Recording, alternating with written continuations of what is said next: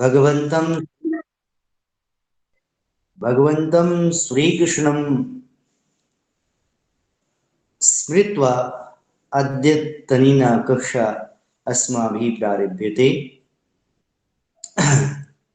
प्रिय छात्राः, भवद्भिः पूर्वस्मिन् कालांशे रघुवंश महाकाव्यस्य दिग्दर्शनं श्रुतं पठितं च। इदानीम् अहं रघुवंश महाकाव्यस्य प्रथम सर्गस्य पाठम् इदानीं प्रारम्भं करोमि। रघुवंश महाकाव्यस्य प्रथमः श्लोकः वर्तते, वागर्थाविव सम्पृक्तौ वागर्थ प्रतिपत्तये जगतः पितरौ वन्दे पार्वती परमेश्वरौ। पार्वती परमेश्वरौ। अस्मिन् श्लोके प्रथमस्तावत् अन्वयः। अन्वयशब्दस्य कः अर्थः इति भवद्भिः ज्ञायते एव। यत्र श्लोके समागतानां पदानां क्रमपूर्वक यदा न्यासः क्रियते, यदा विन्यासः क्रियते, तदा भवति अन्वयः। यतो हि श्लोके श्लोकः तु छन्दोबद्धः भवति। छन्दसि तादृशः नियमः न भवति यत् पदानां कथम् अस्माभिः न्यासः करणीयः। यत्र कुत्रापि कर्तः आगन्तुं शक्नोति छन्दवत् विधानेन। छन्दसः यद् विधानमस्ति तदनुगुणमेव पदानां न्यासः यत्र कुत्रापि अस्माभिः कर्तुं शक्यते। परन्तु अस्माभिः संस्कृत गद्ये तादृशः पदानां विन्यासः कर्तुं न शक्यते। यतो हि गद्यस्य नियमः पृथक्, पद्यस्य नियमः पृथक्। अतः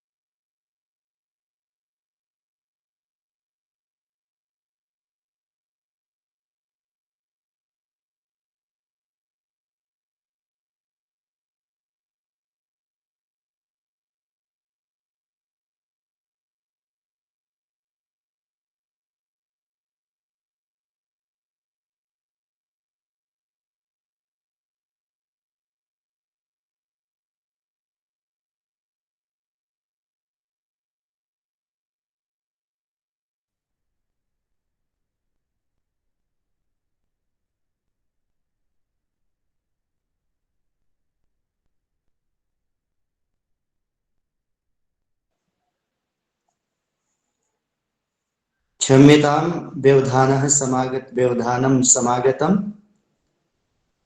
इदानीं पुनः प्रारभ्यते। वागर्थाविव सम्पृक्तौ वागर्थ प्रतिपत्तये जगतः पितरौ वन्दे पार्वती परमेश्वरौ। पार्वती परमेश्वरौ। अन्वयस्य विषये अहं किञ्चित् उक्तवान्। कथम् अन्वयः अस्माभिः कर्तव्यः, श्लोकस्य विधानं किं भवति, कीदृशं भवति। श्लोकाः तु भवन्ति छन्दोबद्धाः। छन्दसां यन्नियमः भवति तदनुगुणमेव तेषु पदानां निर्धारणं भवति, परन्तु गद्ये तु तादृशं न भवति। गद्ये तु पदानां क्रमशः एकः विन्यासः निश्चितः भवति, निर्धारितः भवति। अतः यदा वयं कस्यचित् श्लोकस्य अर्थस्य ज्ञानं कर्तुम् इच्छामः, तदा एव अस्माभिः किं क्रियते? अस्माभिः श्लोकस्य पाठं कृत्वा तन्निहितानां पदानां पुनः कर्तृ कर्म क्रिया इत्यादि पदानां क्रमशः निर्धारणं क्रियते। तदनुगुणमेव तस्य अर्थः अस्माभिः ज्ञातुं शक्यते।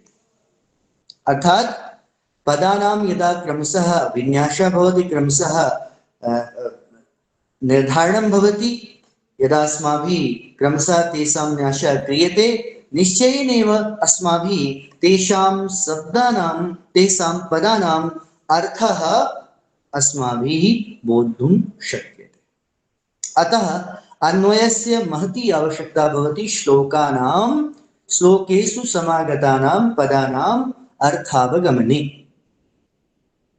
अर्थात श्लोक जो होता है वो छंदोबद्ध होता है, और छंदों का जो नियम है वो नियम जो है ये निर्धारित नहीं करता है कि हम क्रिया को पहले लें, कर्म को पहले लें या कर्ता को पहले लें। वो जैसे हमारा छंद का विधान है हम उस आधार पर चलते हैं, और पदों का जो क्रम है वो कभी कभी उलटफेर हो जाता है, जिस कारण से हम गद्य की तरह क्या करते हैं, श्लोक के में आए हुए पदों का निर्धारण करते हैं, और इस प्रकार गद्य की तरह हम उसको लिखते हैं। जैसे पहले हमने कर्ता लिखा, इसके बाद कर्म लिखा, और अंत में हमने क्रिया लिखी। तो इस तरह हम पदों का निर्धारण करते हैं, इसी को कहते हैं अन्वय। अब अन्वय शब्द का क्या अर्थ होता है? अनुअय। अनुअय इन दो पदों से मिलकर के बनता है अन्वय। अनु शब्द का अर्थ होता है पश्चात, अय माने चलना, अय माने गति। इसका आशय ये हुआ कि श्लोकों में वो पद तो आ गए हैं, लेकिन उन पदों को बाद में गद्यवत लिखना ही अन्वय कहलाता है, उसकी शब्द की दृष्टि से भी। अन्वय जो शब्द है, इन अन्वय शब्द में तो पद है, अनु और अय, इन दोनों मिला दोगे तो क्या हो जाएगा? अन्वय। और अन्वय शब्द का अर्थ है कि श्लोक में आए हुए जो पद हैं उन पदों को पुनः क्रम से पुनः गद्यवत रखना, वो कहलाता है हमारा अन्वय। तो जैसे ये श्लोक हमने पढ़ा, अनुष्टुप छंद में हमने ये श्लोक पढ़ा, तो इसका जो है अन्वय हम कर लेंगे। अन्वय में पहले हम देखते हैं कर्ता कौन है और क्रिया क्या है। इस श्लोक की जो क्रिया है पहले उसको ले लेते हैं। इस श्लोक की जो क्रिया है वो है वंदे। वंदे इस श्लोक की क्रिया है, और वंदे जो है वंद धातु से बनता है। वंदते, वंदेते, वंदन्ते, वंद से वंदेते, वंदत्वे, वंदे, वद्दा, वंदावहे, वंदामहे। अर्थात ये जो इसका परिचय है, ये लट लकार उत्तम पुरुष एक वचन की ये क्रिया है, और ये आत्मनेपदी क्रिया है। तो जो वंदे है वो वंदे जो है उत्तम पुरुष एक वचन में है, तो उत्तम पुरुष एक वचन का कर्ता क्या होता है? अहम। अहम उसका कर्ता होता है। लेकिन इस श्लोक में अहम पद का की स्थिति नहीं, अहम पद का प्रयोग नहीं किया कालिदास ने। और जितने भी पाठक, जितने भी हमारे छात्र जुड़े हुए हैं, विशेष बात जान लें कि अहम पद का प्रयोग क्यों नहीं किया कालिदास ने। अहम छुपा हुआ है।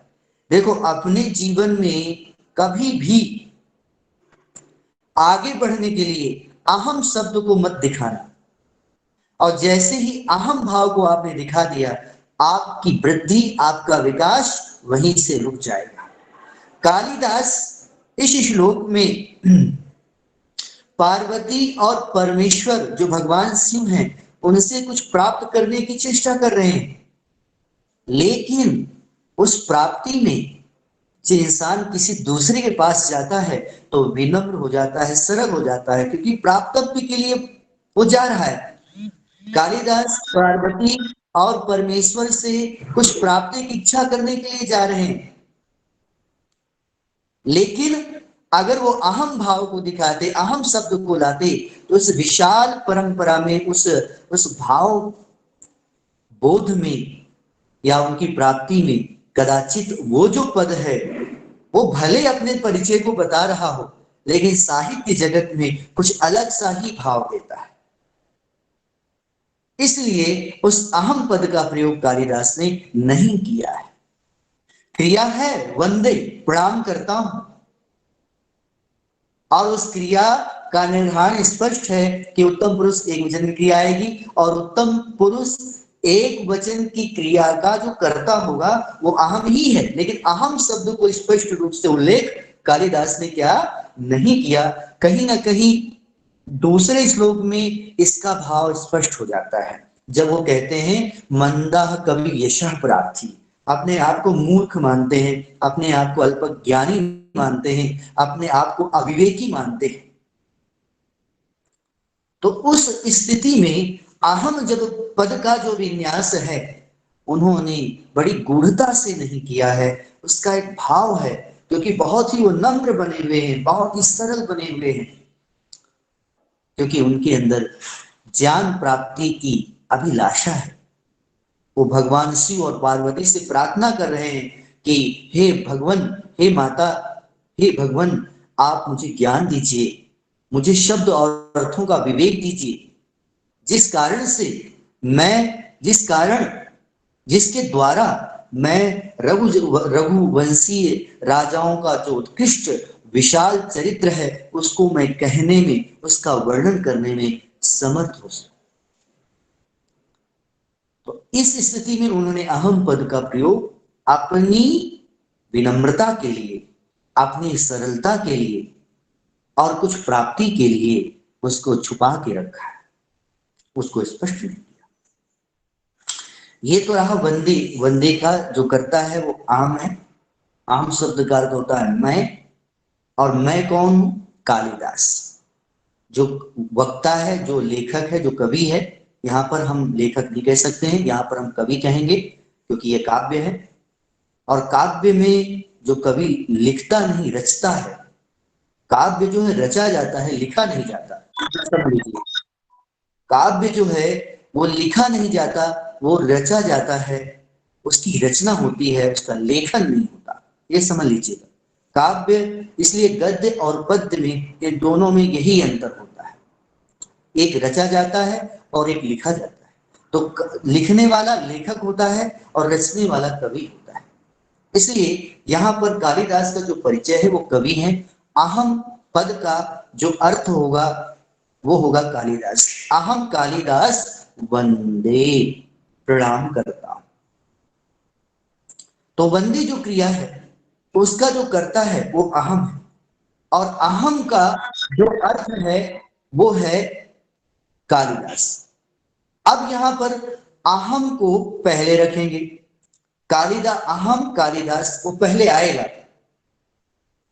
उसकी हमें अपेक्षा इसलिए है क्योंकि उसकी जो क्रिया है, उसका क्रिया का अपेक्षित कर्ता अहम ही है, और अहम किसके लिए है? कालिदास के लिए है। तो अहम कालिदासः वंदे, मैं कालिदास प्रणाम करता हूं। अब कर्ता और क्रिया, तो पहले हमने कर्ता को रख लिया अहम, अंत में हमने क्रिया को रख ली। अब हम देखते हैं प्रणाम करता हूं तो मैं किसको प्रणाम करता हूं? तो उत्तर आएगा अहम पार्वती परमेश्वरौ वंदे। अहम वंदे, अहम कौ वंदे, मैं किनको प्रणाम करता हूं? पार्वती परमेश्वरौ वंदे, मैं पार्वती परमेश्वर को प्रणाम करता हूं। तो अब विन्यास क्या हो गया, अहम पार्वती परमेश्वरो वंदे। अब वंदे का जो कर्म है वो कर्ता और क्रिया के मध्य आ जाएगा, तो क्या हो जाएगा अन्वय, अहम पार्वती परमेश्वरो वंदे। अब अपेक्षा क्या होती है, अपेक्षा ये होती है कि जो है प्रणाम तो कर रहा हूं, लेकिन उनकी विशेषता क्या है, कथम भूतौ पार्वती परमेश्वरो वंदे। कथम भूतो पार्वती परमेश्वरो वंदे, किस प्रकार के पार्वती परमेश्वर को मैं प्रणाम करता हूं। तो उत्तर आएगा जगतः पितरौ। जो जगतः माने संसार के माता पिता है, ऐसे जगतः पितरों माने, जगतः माने संसार के, जगत शब्द है, जगत शब्द की षष्ठी विभक्ति के बनता है जगतः, और पितरौ, पितरौ जो है पितरों में जो है एक से द्वंद्व है, माता च पिता च इति पितरौ बनता है। यहां पर जो है क्या हुआ है, यहां पर जगतः पितरों का आशय है जगत के यानी संसार के माता पिता, क्योंकि जगता पितरों किसका विशेषण बन जाता है, पार्वती परमेश्वरों का, तो पार्वती परमेश्वर के पूर्व में ही रहेगा।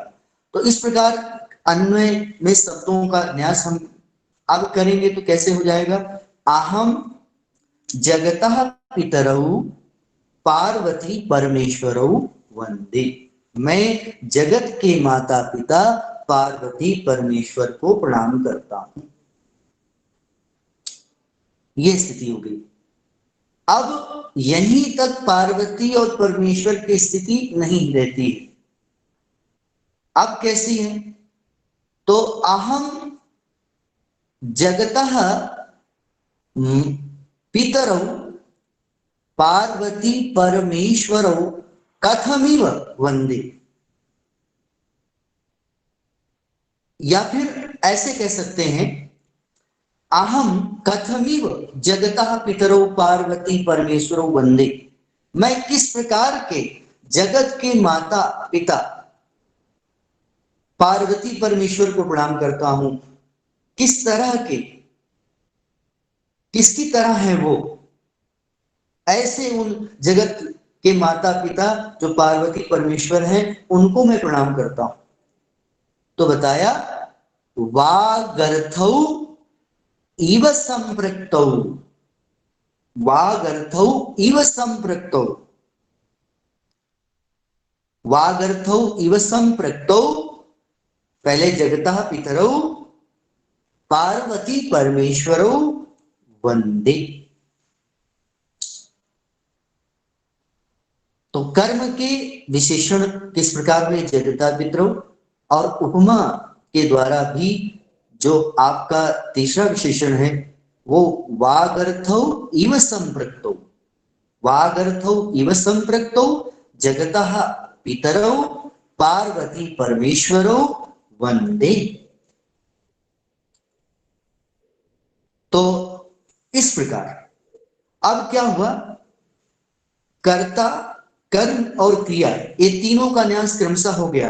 अब यहां पर जो क्रिया है, अब क्रिया का यदि कोई विशेषण होगा उसको हम क्रिया विशेषण कहते हैं, वो क्रिया विशेषण क्रिया के पहले आएगा। यदि कर्म का कोई विशेषण है और ज्यादा यदि विशेषण है तो कुछ विशेषण बाद में भी आ जाते हैं और कुछ विशेषण पहले भी आ जाते हैं, कुछ विशेषण पहले कुछ पहले भी आ जाते हैं और कुछ बाद में ही होते हैं। उसका आशय ये होता है कि विशेषणों का जो प्रयोग है वो प्रायः वो जिसकी विशेषता बतलाता है उसके पूर्व में ही रहता है। आधिक्य होने पर भी कभी कभी हम आगे भी लेते हैं, लेकिन हमेशा विशेषण विशेष्य के पूर्व में ही आता है। यहाँ पर जगता पितरौ पार्वती परमेश्वरो वंदे किस प्रकार के, वागर्था विव संपृक्तौ जगतः माता पितरौ जगतः पितरौ पार्वती परमेश्वरो वंदे, ये आया। तो इसके जो विशेषण है वो क्रमशः आप देखिए, वागर्थौ इव संपृक्तो और जगतः पितरौ, और फिर कर्म उसका आ गया पार्वती परमेश्वरों। तो कभी भी आप किसी भी श्लोक में जब अन्वय करना तो मुख्य रूप से वहां पर क्रिया को ढूंढो, क्रिया के साथ अन्वेषण करते हुए कह का प्रश्न लगाओ तो आपका कर्ता आ जाएगा। और जब आप किम लगाओगे या कम लगाओगे या काम लगाओगे उस अर्थ को समझते हुए, तो वहां पर आपका कर्म आ जाएगा। अब जब कर्म आ जाएगा तो कर्म के विशेषण देख लो यदि कोई है कि नहीं है। कथम भूतम, कथम भूतम, जैसे हमने कहा कि कथम भूतो पार्वती परमेश्वरो, तो कहा जगतः पितरो पार्वती परमेश्वरो। फिर कथम भूतो कथमिव पार्वती पर जगतः पितरो, तो कहते हैं उसमें भी बताया कि जो है वागर्थौ इव संपृक्तो जगतः पितरो पार्वती परमेश्वरो, है ना, वंदे। तो ये सब पार्वती परमेश्वरों की विशेषण है, तो उसके पहले पहले हम रख लेंगे। अब इसके बाद जो है, ये तो इतना हो गया। अब किसकी अपेक्षा होगी, कस्मात् धेतो, कस्मात् धेतो या कस्मै, कस्मै हेतवे, किस कारण से, किस कारण से, किसके लिए मैं क्या करता हूं, किसके लिए मैं उनको प्रणाम करता हूं। अहम कालिदासः वागर्थौ इव संपृक्तौ जगतः माता जगतः पितरौ पार्वती परमेश्वरौ कस्मै हेतवे या किन निमित्तम वंदे, तो बताया वागर्थ प्रतिपत्तये वंदे, वागर्थ प्रतिपत्तये वंदे। प्रत्यय वागर्थ प्रतिपत्तये में कौन सी भक्ति है, चतुर्थी भक्ति एक वचन, और चतुर्थी कहां पर होती है, कर्मणा यम अभिप्रेति स संप्रदानम, संप्रदान में चतुर्थी भक्ति होती। और जो कर्म के द्वारा जो उद्देश्य निर्धारित होता है वो उस उद्देश्य में ही चतुर्थी भक्ति होती है। तो यहां पर वंदे जो क्रिया है, उस क्रिया का जो कर्म है वो पार्वती परमेश्वर है, और उस पार्वती परमेश्वर को प्रणाम करने का उद्देश्य क्या है, वो है वागर्थ प्रतिपत्तये। इसलिए उस उद्देश्य को कर्म के बाद रखेंगे। तो इस प्रकार हमारा अन्वय बन जाएगा, अहम कालिदासः वागर्थौ इव संपृक्तौ जगतः पितरौ पार्वती परमेश्वरो वागर्थ प्रतिपत्तये वंदे, वागर्थ प्रतिपत्तये वंदे, ये हमारा अन्वय बन जाएगा। वंदे, कह वंदे, अहम कालिदासः वंदे, अहम कालिदासः कौ वंदे, अहम कालिदासः पार्वती परमेश्वरौ वंदे। अहम कालिदासः कथम भूतो पार्वती परमेश्वरौ वंदे, अहम कालिदासः, अहम कालिदासः जगतः पितरौ पार्वती परमेश्वरौ वंदे। अहम कालिदासः कथमिव कथम भूतौ जगतः पितरौ पार्वती परमेश्वरौ वंदे, अहम कालिदासः वागर्था इव वागर्थौ इव संपृक्तौ जगतः पितरौ पार्वती परमेश्वरौ वंदे। अहम कालिदासः वागर्थौ इव संपृक्तौ जगतः पितरौ पार्वती परमेश्वरौ किं निमित्तम वंदे। अहम कालिदासः वागर्थौ इव संपृक्तौ जगतः पितरौ पार्वती परमेश्वरौ वागर्थ प्रतिपत्तये वंदे, वागर्थ प्रतिपत्तये वंदे, इस प्रकार का हम अन्वय कर लेंगे। ये हमारा अन्वय स्पष्ट हो गया। अब अन्वय स्पष्ट जब हो जाता है तो अर्थ हमारा स्पष्ट हो जाता है। अब यहां पर अहम शब्द का अर्थ हम कालिदास ले लेंगे और पद परिचय ले लेंगे। पद परिचय, क्योंकि पदों का अगर आख्यान पद परिचय नहीं मालूम है तो अर्थ स्पष्ट नहीं होगा। पद परिचय में आपको देखना पड़ेगा कि कौन सा शब्द है, कौन सी विभक्ति लगी हुई है उसमें, या उसमें समास कौन सा है। तो व्याकरण टिप्पणी तो आपको समझनी पड़ेगी, लेकिन पद परिचय आपको जानना पड़ेगा। जैसे अहम कालिदास, अहम क्या है? अस्मत् शब्द है, उत्तम पुरुष एक वचन जो छिपा हुआ है। इसके बाद अहम कालिदास वागर्थौ इव। अब वागर्थौ इव को देखना पड़ेगा। वागर्थौ में क्या है? वागर्थौ में जो है द्वितीय विभक्ति दो वचन, द्वितीय विभक्ति द्विवचन, ठीक है। अगर उसका हम समास करते हैं तो इसमें वाक्च अर्थः च और बनता है वागर्थौ। वाक्च अर्थः च इति वागर्थौ। तो यहां पर वागर्थौ में वाक जो शब्द है वो चकारांत स्त्रीलिंग है, वाच है। अर्थ जो पद है वो अकारांत पुल्लिंग है, अकारांत पुल्लिंग, जिसके रूप राम की तरह चलते हैं। रामः रामौ रामाः, अर्थः अर्थौ अर्थाः। तो वाच अर्थः च वागर्थः तौ वागर्थौ। अब तौ वागर्थौ हो गया। यहां पर कर्म है जो कि पार्वती और परमेश्वर का विशेषण है, इसलिए वो कर्म में द्वितीय विभक्ति में उसका प्रयोग हुआ है। इव जो है आपका उपमावाची शब्द है। इव जो है तुल्यार्थक शब्द है। जहां उपमा दी जाती है वहां पर इव पद का प्रयोग होता है, उत्प्रेक्षा में भी इव का भी प्रयोग हो जाता है। तो यहां पर उपमालंकार है। संप्रक्तौ, संप्रक्त जो शब्द है वो सम उपसर्ग पूर्वक जो है पृच्छ धातु है, उससे ता प्रत्यय होने पर संप्रक्त बनता है। संप्रक्त यहां पर जो है, संप्रक्त शब्द जो है अकारांत है, पुल्लिंग है, और इसमें द्वितीय विभक्ति दो वचन का प्रयोग हुआ है। संप्रक्तः संप्रक्तौ संप्रक्ताः, संप्रक्तम संप्रक्तौ संप्रक्तान, ये विशेषण है। और इसके बाद जो है जगता, जगता शब्द क्या है? जगता शब्द में जगत शब्द है, और जगत शब्द में जो है षष्ठी विभक्ति एक वचन में जगता बनता है। पितरौ, पिता पितरौ पितरः, ये ऋकारांत पुल्लिंग शब्द है। पिता पितरौ पितरः इसका रूप चलता है। और जो है इसमें द्वितीय विभक्ति द्विवचन का प्रयोग हुआ है। अब द्वितीय द्विवचन का प्रयोग क्यों हुआ है?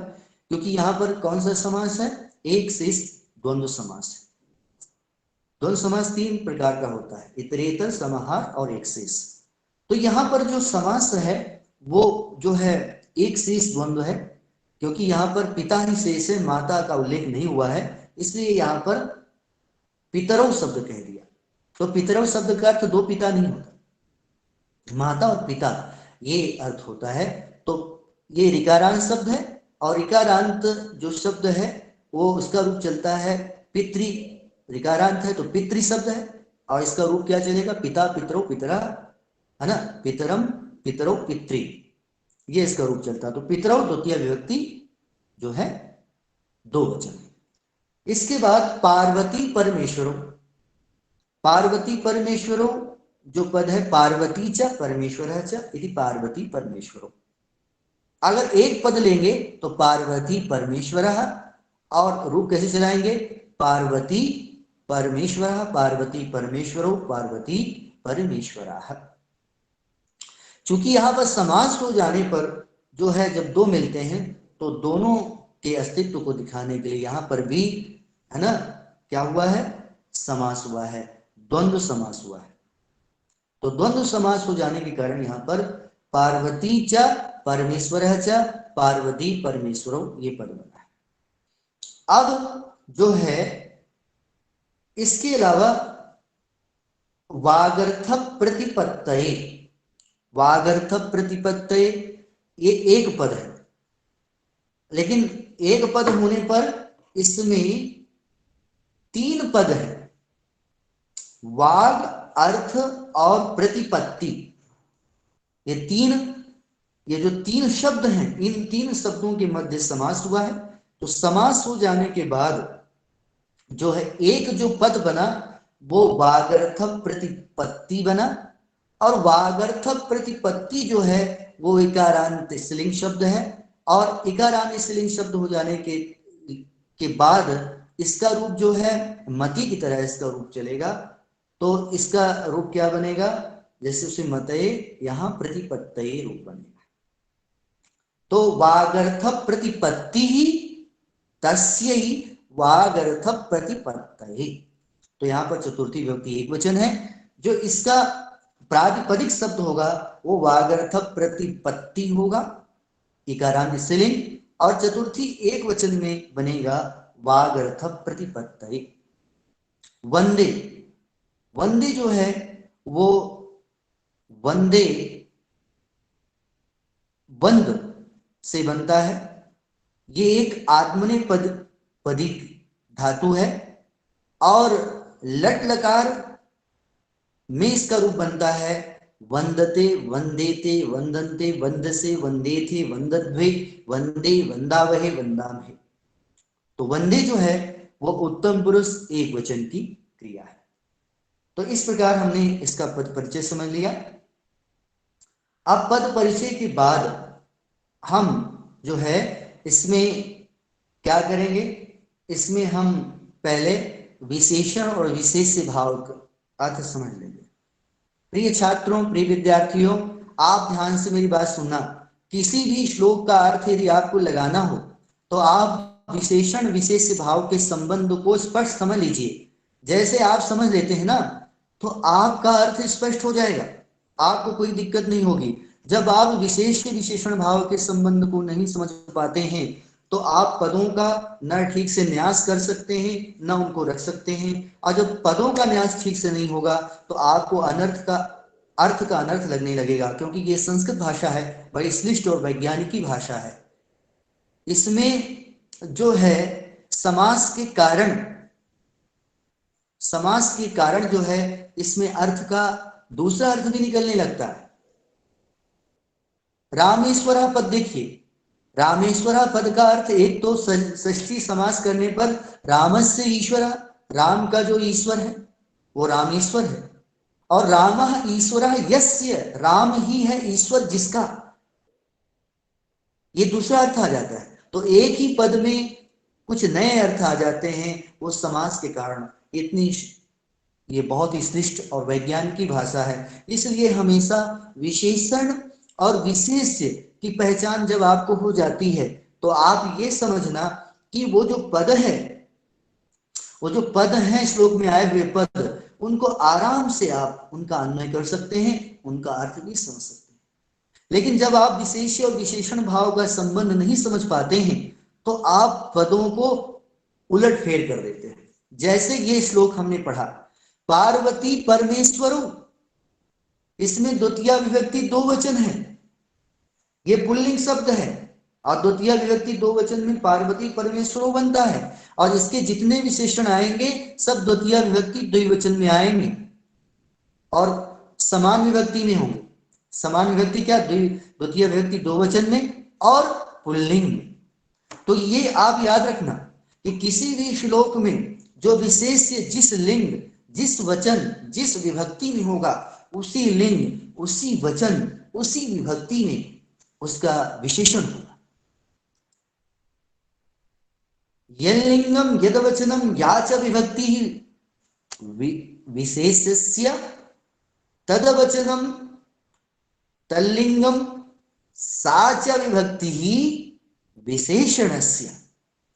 और इसका उदाहरण आप यहां से देख लीजिए, यहां पर जो है पार्वती परमेश्वरो है तो आप संप्रक्तो वागर्थौ इव संपृक्तौ, वागर्थों में भी आप देख लीजिए दो द्विवचन का प्रयोग हुआ है, और उधर जो है संपृक्तों में द्विवचन का प्रयोग हुआ है। संपृक्तों विशेषण है इसका, पार्वती परमेश्वरों परमेश्वरों का। अब यहां पर चूंकि पार्वती परमेश्वर में जो है पार्वती शब्द स्त्रीलिंग में है, परमेश्वर पुल्लिंग में है, तो यहां पर जो निर्धारण हुआ वो परवल लिंगवत हुआ, यानी जो परमेश्वर पद है वो परमेश्वर के लिंगानुसार यहाँ पर जो है विभक्ति का प्रयोग हुआ है। यहाँ पर वो लिंग का निर्धारण किया गया है। तो परमेश्वर अंत में है, पार्वती पहले है, इसलिए परमेश्वर चूंकि पुल्लिंग है, पार्वती स्त्रीलिंग है, तो यहाँ पर जो लिंग का निर्धारण हुआ है विभक्ति संचालन में वो पुल्लिंग का निर्धारण किया गया है। इसलिए पुल्लिंग का शब्द हो जाने के कारण यहाँ पर पुल्लिंग के ही विशेषण बताए गए हैं। संप्रक्तौ, अगर स्त्री में होते तो संप्रक्ते होते, संप्रक्ते। स्त्रीलिंग में होता तो फिर आपका जो है पितरौ ना होता, दूसरा पद हो जाता। तो इस तरह जो है हम यहाँ पर देख रहे हैं कि जो विशेषण है उस विशेषण का संबंध विशेष से हमें समझना पड़ेगा। विशेषण का मैंने बताया ना, यद लिंगम यद वचनम या च विभक्ति ही विशेषस्य, और तद वचनम तल्लिंगम सा च विभक्ति ही विशेषणस्य। तो यहाँ पर इसका उदाहरण आपको स्पष्ट समझ में आ जाएगा कि इसका अर्थ यहाँ पर क्या हो रहा है। तो ये है विशेषण विशेष्य भाव। प्रिय विद्यार्थियों, हमेशा इस बात का ध्यान देना, किसी श्लोक में विशेषण विशेष्य भाव को खोजना, और विशेषण में ही पूरा दारो मदार छिपा रहता है। वो चाहे क्रिया का विशेषण हो, वो चाहे कर्म का विशेषण हो, या फिर वो कर्ता का विशेषण, किसी का भी विशेषण हो सकता है। विशेषण का मतलब होता है विशेषता बतलाने वाला। वो कर्ता का भी विशेषण हो सकता है, वो कर्म का विशेषण भी हो सकता है, वो क्रिया का विशेषण भी हो सकता है। जो जिसकी विशेषता बतलाएगा उस विशेषता बतलाने वाला जो शब्द होता है, जिसकी विशेषता बतलाता है विशेषण, वो विशेष्य कहलाता है, और उसके पूर्व में ही उस पद का न्यास किया जाता है। तो ये बात हमेशा आप समझना, इस बात को हमेशा रखना। तो ये हमारा इसका जो पद परिचय है, ये विशेष्य और विशेषण भाव जो संबंध है, हमने इसको यहाँ पर समझा। अब इसके बाद जो है हम थोड़ा सा इसमें व्याकरण टिप्पणी देख लेते हैं। समास किन किन पदों में हुआ है वो पहले देख लेंगे। समास का महत्व बहुत है। जब तक समास आपको लगभग अवबोध नहीं होगा तब तक पदों का निर्वचन, पदों का अर्थ हम नहीं कर सकते, और इसलिए विग्रह किया जाता है। विग्रह का अर्थ ही होता है यही कि जो पद शब्द प्रयोग किए गए हैं उन शब्दों को अलग करके उसमें विभक्ति लगा करके उनका अर्थ अवगमन करना, उनके अर्थ को समझना ही जो है क्या हो जाता है, समास की स्थिति बताई,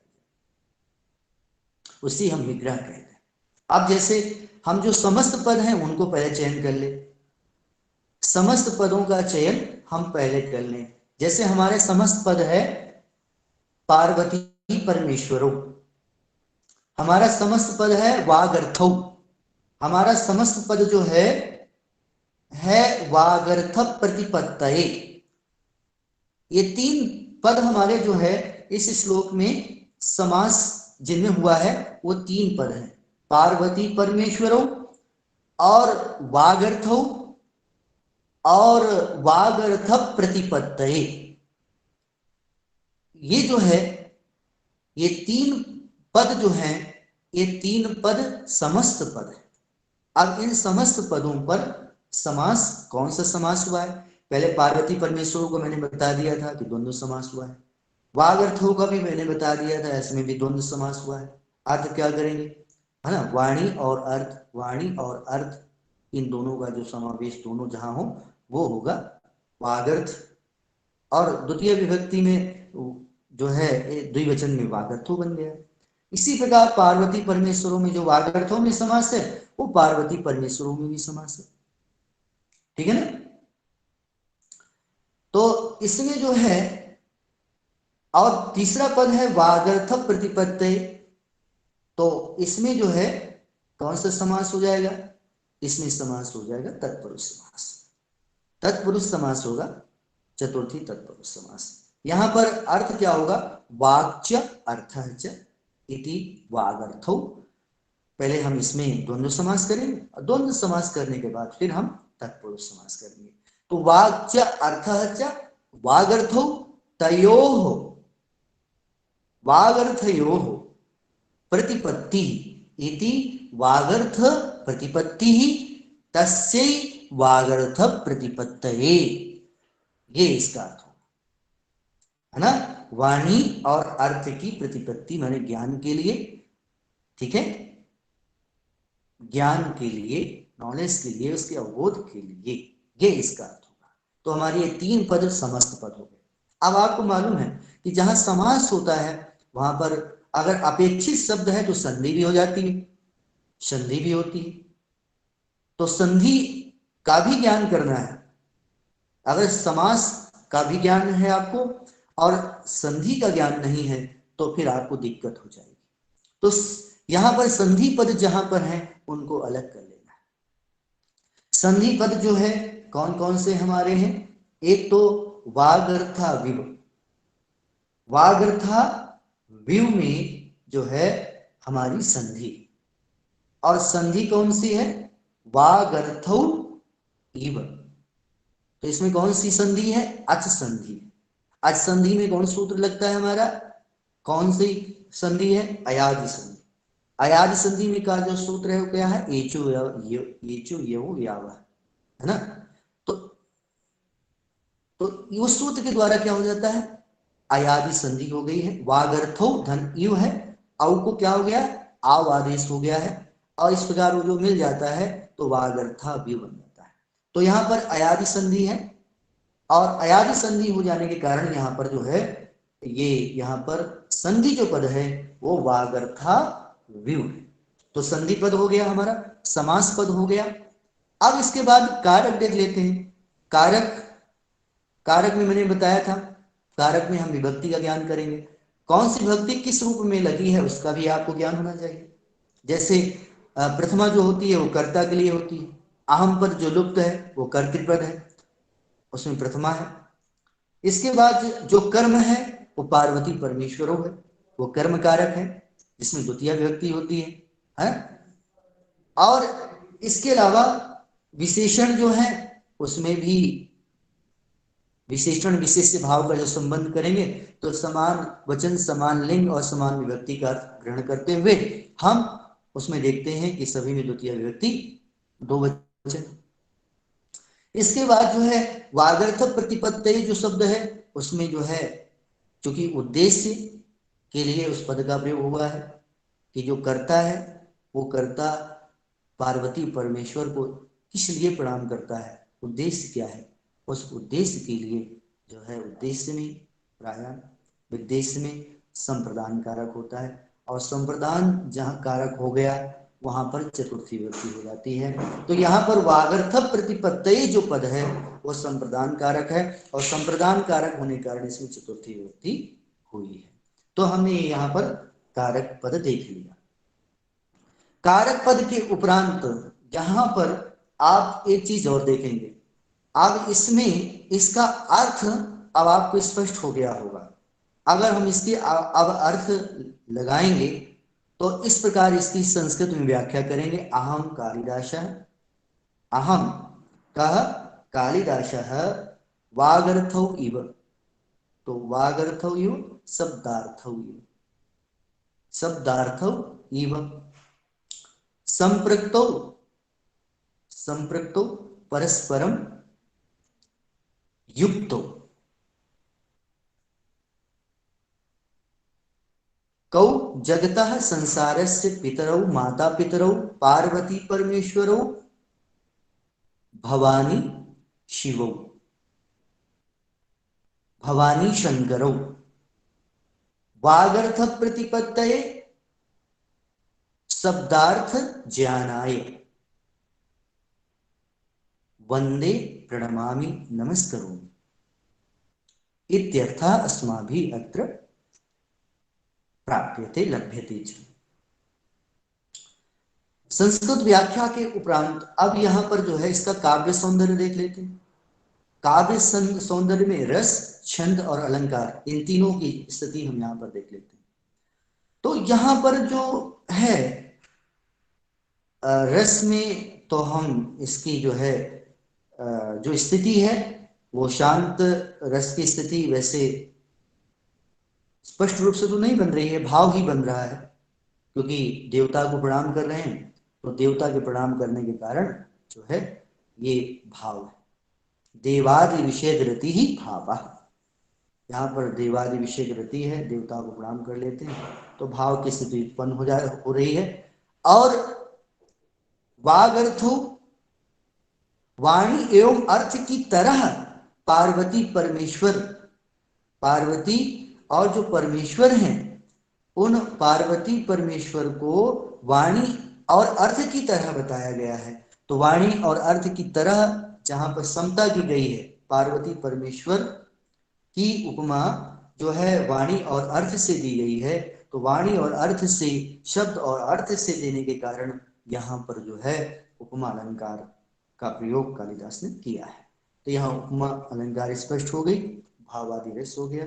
और छंद जो है, छंद अनुष्टुप है। अनुष्टुप का लक्षण आप जानते हैं, श्लोके षष्ठम गुरु गेयम सर्वत्र लघु पंचमम द्विचतुष्पादयोर्ह्रस्वम सप्तमम दीर्घमन्यः। तो श्लोके षष्ठम गुरुज्जेयम सर्वत्र लघु पंचमम द्विचतुष्पादयोर्ह्रस्वम सप्तमम दीर्घमन्यः। अर्थात ये जो अनुष्टुप है इसके प्रत्येक चरण में जो है ये 4 चरणों वाला छंद है। 4 चरण में, प्रत्येक चरण में इसमें 4 चरणों में से प्रत्येक चरण में 8 अक्षर होते हैं। कुल मिला के 4 चरणों को मिलाएं तो 8 चौक 32 अक्षर होंगे। प्रत्येक चरण का जो छठा अक्षर होगा इसका वो गुरु होगा, 5वां अक्षर इसका लघु होगा, प्रथम और तृतीय चरण का 7वां अक्षर गुरु होगा, द्वितीय एवं चतुर्थ चरण का 7वां अक्षर लघु होगा। प्रथम और तृतीय चरण का 7वां अक्षर गुरु होगा, द्वितीय और चतुर्थ चरण का 7वां जो अक्षर होगा वो लघु होगा। ये है। और यति कहाँ होती है? पादांते यति। जब हम इसको पढ़ते हैं तो पाद के, बहुत छोटा छंद है तो पाद के अंत में ही यति करते हैं। जैसे वागर्था विव संप्रक्तौ, वा ग था वि व 5 और संप्रक्तौ 3 हो गए 8, तो 8 वर्ण यहां तक हुए तो 8 वर्ण में हम यति रुक जाएंगे। वागर्था विव संप्रक्तौ, यहां रुकेंगे। फिर हम देखेंगे, फिर पादांत हो जाता है, वागर्थ प्रतिपत्तये, यहां पर भी 8 वर्ण है, वहां यति हो जाएगी। फिर जगतः पितरौ वंदे, जगतः 3 अक्षर, पितरौ 3 अक्षर, वंदे 2 अक्षर, तो 3 3 6 2 8, 8 अक्षर हो गए। अब 8 अक्षर में हमारी यति हो जाएगी, जगतः पितरौ वंदे। अब इसके बाद आगे देखिए, पार्वती परमेश्वर, पार्वती 3 अक्षर, पर 2 5, में स्व रौ 3 8। तो इस प्रकार जो है प्रत्येक चरण में 8 8 वर्ण है और 8 वर्ण के बाद ही यति होती है। अब मैं यहां पर बता दूं कि इसको थोड़ा सा छंद की दृष्टि से देख लेते हैं। श्लोके षष्ठम गुरुज्जेयम, यहां पर आप अगर पुस्तक आपके हाथ में हो तो आप श्लोक को आप देखिए, ध्यान से देखिए, उसका जो छठा अक्षर है उसको आप देखिए कि वो गुरु है या लघु है। तो मैं आपको यहां से बता देता हूं, वा प्रथम, ग दूसरा अक्षर, था तीसरा अक्षर, वी चौथा अक्षर, व पांचवा अक्षर, सम छठा अक्षर। सा है ना, सा के ऊपर बिंदु अनुस्वार होगा या मां होगा, आधा मां। तो आप ये देखना, जहां पर जिस अक्षर के ऊपर अनुस्वार हो या मां जो है आधा मां हो उस वर्ण के आगे, तो वो वर्ण क्या माना जाता है, वो लघु होने पर भी अर्धाक्षर के कारण वो गुरु हो जाता है। तो यहां पर जो सम पद है वो सम क्या है, गुरु है। तो श्लोके षष्ठम गुरु गेयम, इस पंक्ति जो है इसमें घटित हो रही है कि यहाँ पर जो छठा अक्षर है वो गुरु हो रहा है।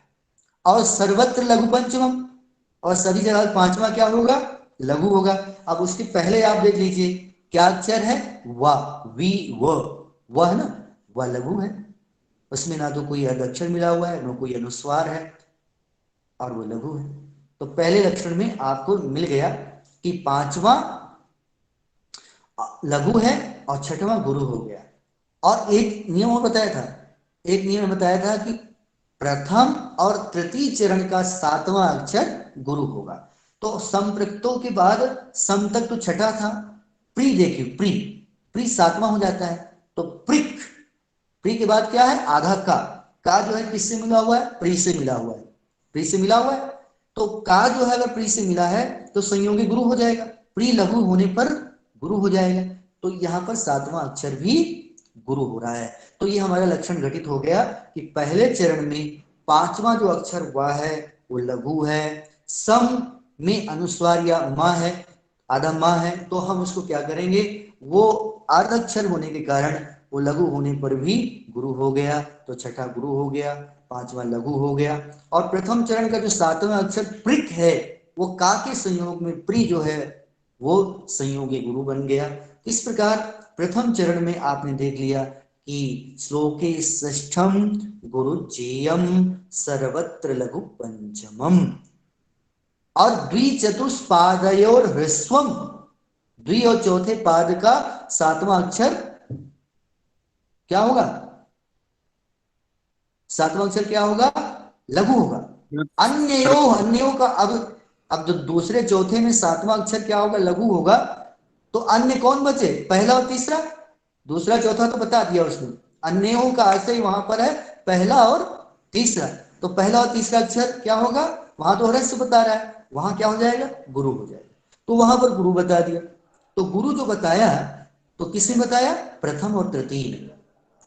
अब द्वितीय का भी आप देख लीजिए, जगतः पितरौ, पितरौ में रव क्या है, रव गुरु है, और रव से पहले क्या है, ता लघु है, साफ साफ स्पष्ट हो गया, पांचवा लघु और रव गुरु। अब इसमें जो है सातवां, इसके बाद जो है क्या है,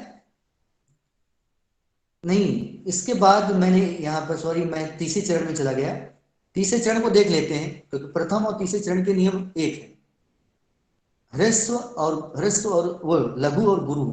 तो यहाँ पर देखिए रव जो है वो गुरु है, ता जो है लघु है, और वा है, वा के आगे जो आधा ना है, वा के आगे जो आधा ना है वो संयोगी गुरु मैंने बताया था। अगर कोई अक्षर या कोई वर्ण लघु है और उसके आगे कोई अर्ध अक्षर आता है तो उसके संयोग में गुरु माना जाता है। तो वाह के आगे आधा ना है तो वाह हो जाएगा गुरु। तो ये सातवां अक्षर गुरु है। तो पहले और तीसरे चरण में देखा कि जो है सातवां अक्षर गुरु हो रहा है, और जो छठा है वो गुरु है, और जो पांचवा है वो लघु है। ये दो नियम ठीक है। इस चौथे में क्या होता है, दूसरे और चौथे में, जैसे दूसरा चरण है वागर्थ प्रतिपत्ति और चौथा चरण हो जाएगा पार्वती परमेश्वर।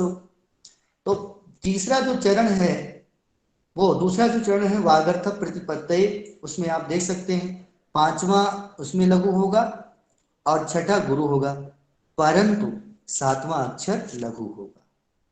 वो प्रथम और तृतीय की तरह वो गुरु नहीं होगा, वो लघु होगा। इतना अंतर है, इतना समझना। जैसे वागर्थ तीन अक्षर, प्रति, प्रति, ती, ती क्या है, लघु है। पत, अपा लघु है लेकिन ता का संयोग है तो गुरु हो गया। ता ए, ता जो हो जाएगा लघु हो जाएगा, यहाँ लघु है सातवां। और वहां गुरु था।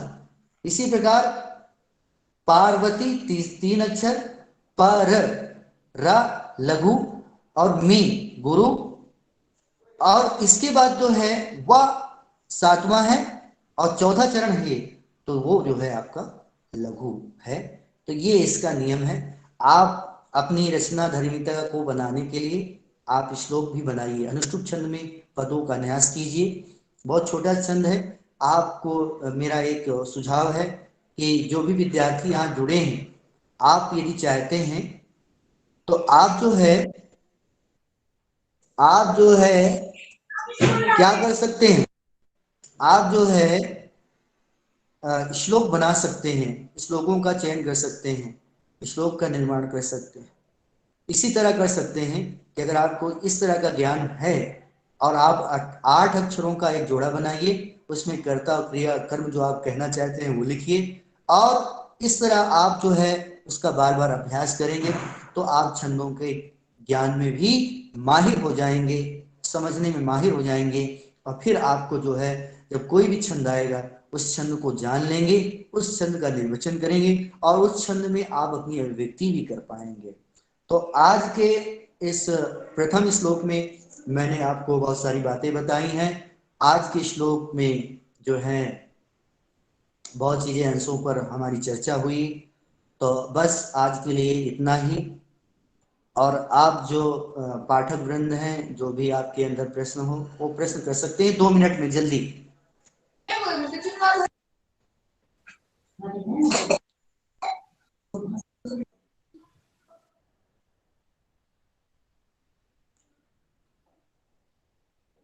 हरिओम।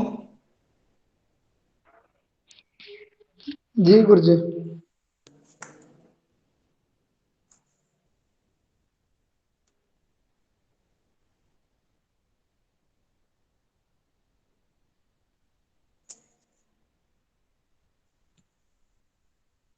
प्रणाम गुरुजी। प्रणाम जी। सर इसमें अलंकार कौन सा है? उपमा। ओके, धन्यवाद सर। हाँ।